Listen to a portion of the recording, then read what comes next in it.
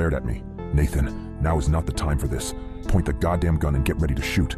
I aimed the gun at the door, trying to find the spot where the howling was coming from. The door was strong, but it wasn't indestructible. The creature burst through the door, and I pulled the trigger in a moment of terrified panic. My dad knelt down and brought his machete down on the abomination's head. The howling ceased, and my mom rushed forward with a tarp to cover the spot where the door was destroyed. "Honey, are you okay?" my mom asked for the second time that night. She came up to me and kissed my cheeks, as if to make sure I was still there. She went over to my dad and did the same. "We're okay. Both of you, get in the basement. I gotta clean this up."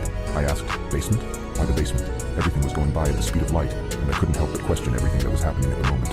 "Let's just get in the basement. Your father needs to clean up," my mom said, grabbing my arm and pulling me to the basement.